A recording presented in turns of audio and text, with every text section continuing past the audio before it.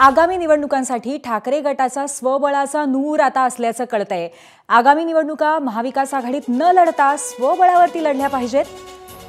ठाकरे गटाच्या पराभूत उमेदवारांचा स्वबळाचा सूर आता आहे अशी अंबादास दानवेंनी कबुली दिली आहे।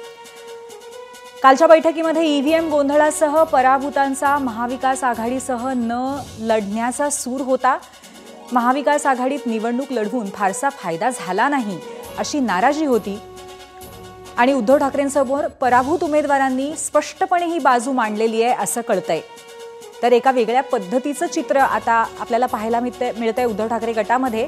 आगामी निवडणुका या महाविकास आघाडी बरोबर न लढाव्यात असा हा सूर आहे।